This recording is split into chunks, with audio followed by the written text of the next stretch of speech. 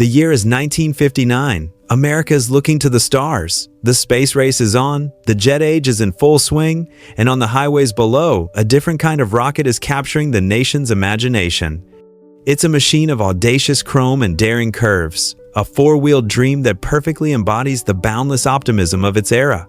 This is the 1959 Chevrolet Impala. With its iconic horizontal batwing fins, an impossibly low stance, and a galaxy of chrome in its grille, the Impala looked less like a car and more like a vessel that had just landed from another, more stylish planet. For over 6 decades, it has been celebrated, restored, and revered as a masterpiece of automotive design. But what if I told you that behind every gleaming curve and under every polished emblem, there's a hidden story? A story of desperate deadlines, engineering compromises, secret corporate battles, and brilliant, cost-saving tricks that have gone unnoticed by millions. Today, we're not just admiring the '59 Impala, we're peeling back the chrome and lifting the hood on its most fascinating secrets. We're about to uncover 10 little-known facts that will forever change the way you look at this automotive legend. How many of these did you already know? Stick around, because some of these will absolutely blow your mind. Number 10. The Great Deception, the Impala's fake roof vent. Take a glance at the roofline of a 1959 Impala Sport Coupe right above the rear window. You'll notice a peculiar grilled vent. It looks like a functional air extractor, a sophisticated piece of aerodynamic engineering designed to pull stale air out of the cabin. It looks incredibly cool, and it does absolutely nothing. This non-functional vent is a relic of a brilliant idea that failed spectacularly in practice. The story begins with the 1958 Impala, where designers envisioned an advanced flow-through ventilation system. The concept was simple and elegant. Fresh air would be drawn in through the cowl vents at the base of the windshield, circulate through the passenger compartment, and then exit gracefully through this roof vent, creating a constant, draft-free environment. It was a fantastic idea on paper, but when they tested it in the real world, they discovered a major problem. Due to the aerodynamics of the car's shape, the area around the roof vent was a low-pressure zone. Instead of air flowing out of the car, the vent was actually sucking air along with exhaust fumes and road noise into the cabin. The system was working in reverse. Faced with an expensive and time-consuming redesign on a car that was already deep into its production cycle, Chevrolet's engineers made a pragmatic decision. They simply sealed the vent shut from the inside and left the stylish exterior grille in place.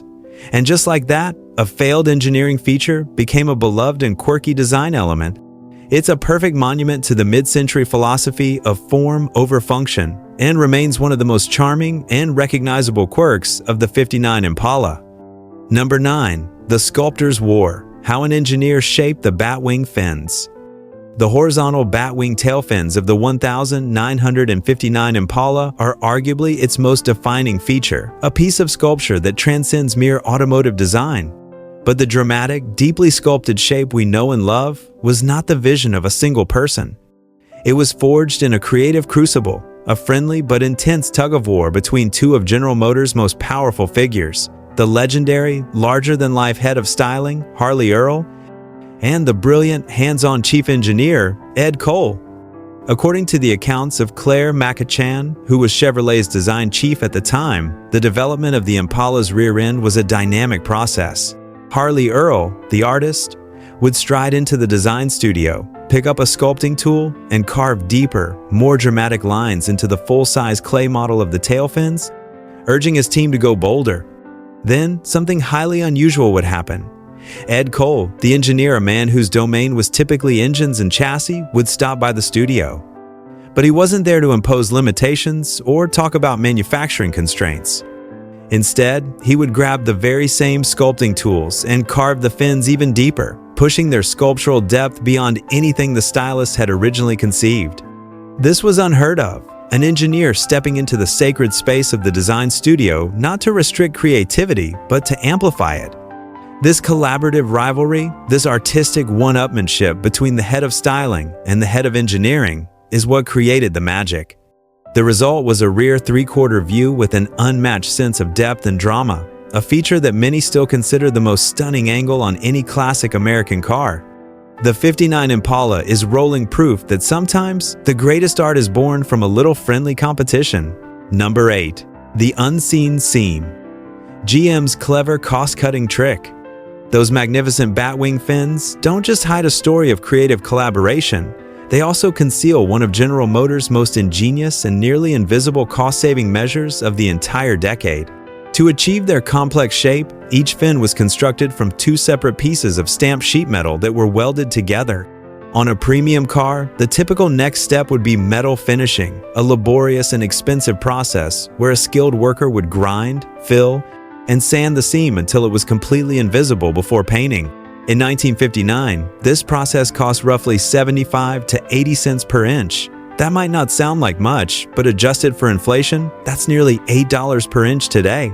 When you multiply that by the length of the seams on both fins, and then multiply that across the production run of hundreds of thousands of cars, the cost becomes astronomical.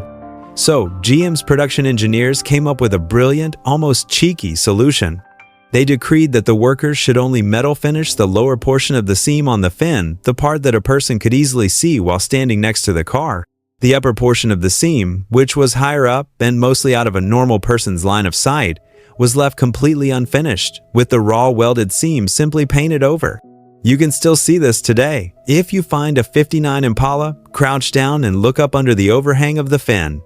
You will clearly see the point where the smooth, finished seam stops and the rough, visible seam begins. It was a masterclass in production efficiency, a tiny decision that saved the company millions of dollars without compromising the car's perceived quality in the slightest. And most importantly, for over 60 years, almost nobody ever noticed. Number 7. The bumper conundrum, a tale of two coasts. Next time you find yourself at a classic car show, I want you to perform a little experiment.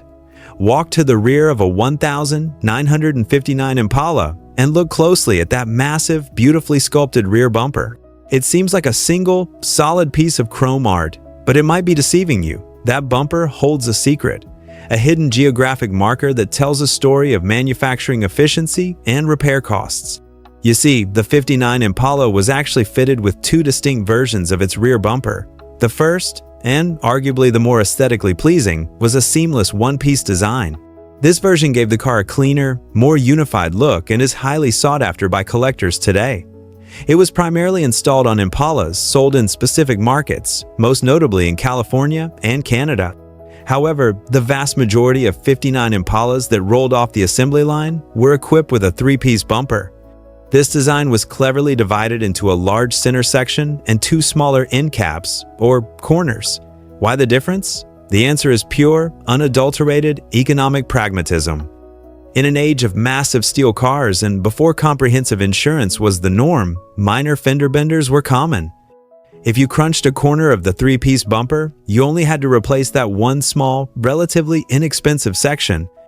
With the one-piece design, that same minor accident meant replacing the entire, massive, and very expensive bumper. This created a fascinating trade-off between form and function, a debate that still echoes in the collector community. Do you prefer the visual purity of the one-piece or the practical, repair-friendly nature of the 3-piece? So, take a closer look at that bumper. It's not just a piece of chrome, it's a clue to where that car might have begun its life and a testament to GM's meticulous attention to the long-term cost of ownership. Number 6. Down to earth, the lowest seat in the house. Have you ever climbed into a modern sports car and felt that sensation of dropping down into the seat with your legs stretched out in front of you? It's a feeling of being low, connected to the road. Now, imagine that same feeling, but in a massive, full-size family sedan from 1959. Welcome to the seating position of the Chevrolet Impala. As part of GM's radical longer, lower, wider design ethos for 1959, the cars had to have dramatically low rooflines to achieve that sleek, ground-hugging profile. The overall height of the '59 Impala was a mere 54 inches, stunningly low for the time. But to create enough headroom for passengers under that chopped roof, the engineers had no choice but to mount the seats as low as physically possible, essentially right on the floor pan. The result was the lowest seating position of almost any full-size American car of the era. One video creator famously compared the feeling to sitting in a 1982 Pontiac Trans Am, a true sports car. For younger, more agile buyers, this low-slung position felt sporty and modern. But for the older generation, or any distinguished gentleman wearing a suit and hat, the act of getting in and out of the Impala became a significant physical challenge. It required a deep squat and a less than graceful exit. GM heard this feedback loud and clear. By the 1961 model year, they had significantly raised the H-point, the hip point of the seat, making entry and exit far more comfortable for a wider range of customers. This detail perfectly illustrates the constant tug-of-war in car design between breathtaking aesthetics and everyday, real-world usability. Number 5. The case of the shattered horn ring. Let's move from how you sit in the car to what your hands touch. The steering wheel of a classic car is more than just a tool, it's a point of connection, a piece of art. And the 1958 Impala's wheel was a stunner. It featured a sporty, elegant two-spoke design, bisected by a delicate, full-circle horn ring, perforated with that classic Swiss cheese pattern. It was beautiful, symmetrical, and perfectly in tune with the car's aesthetic. There was just one tiny problem: it was catastrophically fragile. Imagine the scene. A 1,950 seconds driver navigating bustling city traffic gets cut off. In a moment of frustration, a universal experience we can all relate to, they slam their palm down on the horn. Crack. The upper half of that beautiful, unsupported ring would snap under the pressure. Reports flooded into Chevrolet dealerships from frustrated owners and enraged drivers. This wasn't a rare occurrence, it was a design epidemic. The very instrument of a driver's frustration was breaking from that same frustration. So, for the 1959 model, Chevrolet's engineers enacted a subtle but brilliant fix. They completely redesigned the horn ring, lopping off the entire top half. The new design was a robust, semicircular crescent that only occupied the bottom portion of the wheel. While it sacrificed the perfect symmetry of its predecessor, it gained something far more valuable: durability. The signature perforated spokes remained, still telegraphing a sense of performance, but the wheel was now battle-hardened for the realities of the American road. Number 4. The future derailed. The disappearance of fuel injection. In the late 1950 seconds, Chevrolet wasn't just a trendsetter, it was a technological pioneer. In its 1957 and 1958 models, including the top-of-the-line Bel Air and the first Impala, Chevrolet offered a truly revolutionary piece of technology: the ramjet mechanical fuel injection system. In an era dominated by carburetors, this was pure science fiction. It promised more power, instant throttle response, better fuel economy, and solid cold weather reliability. It was the future of engine technology, available in a family car. And then, as quickly as it arrived, it disappeared. For the 1959 model year, the innovative fuel injection option was completely eliminated from the Impala's order list. Why would Chevrolet abandon such a cutting-edge advantage? The reasons were threefold. First, the system was incredibly expensive to produce, significantly increasing the car's price. Second, it was complex. Most dealership mechanics at the time were baffled by it, making maintenance and repairs a nightmare for owners. Finally, the American public simply wasn't prepared. Buyers were wary of this space-age complexity in their trusty family sedan and tended to opt for familiar, powerful, and reliable carbureted V8s, like the imposing 348 Super Turbo Thrust, the legendary precursor to the 409. While the Chevrolet Corvette retained fuel injection for a few more years as a high-performance option, the Impala had to backtrack. It would be decades before electronic fuel injection, EFI, made a triumphant return to traditional Chevrolet sedans. Number 3. The Canadian imposter. When a Pontiac was a Chevrolet in disguise? Let's cross the border for our next secret, into the Great White North. In the United States, Pontiac had carved out a powerful identity for itself as GM's performance and style leader, famously marketing its cars on their wide-track chassis, which offered superior handling and a more aggressive stance. Cars like the Pontiac Bonneville were icons of this philosophy. But in Canada, things were a little different. If you were to look underneath the Canadian market 1959 Pontiac models like the Pontiac Parisienne, Laurentian, or Strato Chief, you wouldn't find a wide-track Pontiac chassis. Instead, you'd find the complete chassis, frame, and powertrain of a Chevrolet Impala. That's right, many of Canada's proud Pontiacs were, for all intents and purposes, Chevrolets wearing a stylish Pontiac suit. This automotive identity swap was born from cold, hard economics. Building cars locally in Canada allowed GM to avoid steep import tariffs, but running separate, dedicated assembly lines and importing unique parts for both Chevrolet and Pontiac was prohibitively expensive. The solution was simple: build them all on the same Chevrolet platform. This led to some fascinating visual quirks. Because the Chevrolet chassis had a shorter wheelbase than the American Pontiacs, the body didn't always fit perfectly. If you look with a keen eye, you can see that the wheels on these Canadian Pontiacs often sit slightly off-center within the wheel arches, a telltale sign for the truly obsessed enthusiast. The ultimate irony? For many years, these Chevy Pontiac hybrids actually outsold pure Chevrolets in Canada, completely flipping the market trend seen in the US. Number 2. The ghosts of the design studio, the wild prototypes that never were. The final design of the 1959 Impala is a triumph of elegance and cohesion. It's so iconic that it seems to have sprung, fully formed, from the mind of a genius. But the truth is far more confusing and fascinating. The beautiful car we know today is the sole survivor of a brutal design process that produced truly bizarre and radical prototypes. One of the first proposals for the Impala's front end was absolutely shocking. It featured 4 headlights, but instead of being arranged horizontally, they were stacked vertically in 2 pairs right in the center of the grille, creating a cyclopean, robotic face that looked more like a sci-fi movie monster than a family car. The rear saw even bolder experiments. A clay model featured a chaotic double-fin design.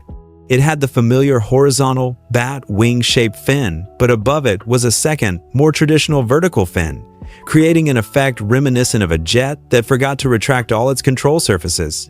The designers also played with much heavier, more robust chrome trim, bold side moldings, and 3-piece taillights, a less refined holdover from the 1958 model.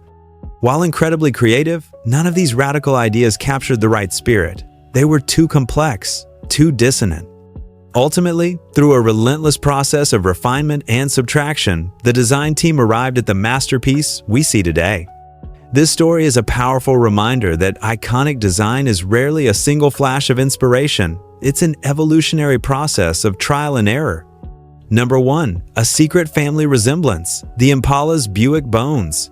And now, the biggest secret of all, the one that redefines the very identity of the 1959 Impala. Consider a 1959 Chevrolet Impala next to a 1959 Buick LeSabre. At first glance, they seem like completely different cars, each with its own unique brand identity, but beneath the skin, they're much closer than you might think. The Impala actually owes its very structure to Buick, and the story behind it is one of corporate panic and a desperate race against time. In 1957, a design bombshell dropped on Detroit. Chrysler unveiled its new Forward Look line, designed by Virgil Exner. These cars were incredibly sleek, low, and adorned with sharp, futuristic fins. They made GM's current models instantly seem tall, bulky, and outdated. Worse still, GM was about to release its 1958 models, which were even bigger and more bloated. Panic ensued in the halls of General Motors. They immediately scrapped their plans for the 1959 models and embarked on a crash program to redesign their entire lineup in a fraction of the normal time. To accomplish this monumental task, they had to share essential components across all brands. In this corporate reorganization, Buick was given primary responsibility for designing the new shared body structure, known as the body. As a result, the 1959 Chevrolet Impala shared its fundamental architecture, including front doors, windshield, roofline, and even the floor pan, with the Buicks, Oldsmobiles, and Pontiacs of the same model year. The 1959 lineup was a resounding success, but this platform-sharing strategy would come back to haunt GM in the 1982nd. So, there you have it. The 1959 Chevrolet Impala. It's more than just a car. It's a collection of stories. A story of engineers solving problems they never expected, of stylists battling for their vision, and of a corporation taking monumental risks to create something unforgettable. From a fake roof vent born from a failed experiment to an entire body structure secretly engineered by another brand, every detail we've explored today adds another layer to this car's incredible legacy. This was a time when car design was about more than just transportation. It was about emotion, aspiration, and telling a story. And that's where you come in. This community is the heart and soul of the classic car world. The Impala's story isn't just confined to the history books. It lives on in your memories. Have you ever owned one of these beauties? Maybe you have a story about riding in the back of your parents' or grandparents' '59 Impala, staring out at the world through that panoramic windshield. Perhaps you've even had the thrill of driving one. Please, drop a comment below and share your experience. Your story is a vital piece of this car's ongoing journey, and reading them helps us all keep the passion alive. If you enjoyed this deep dive into the secrets of the '59 Impala, do us a huge favor and hit that like button. It truly helps the channel. And if you haven't already, please consider subscribing and turning on notifications so you won't miss our next journey into automotive history. Thank you so much for spending your time with us today. We'll see you in the next one.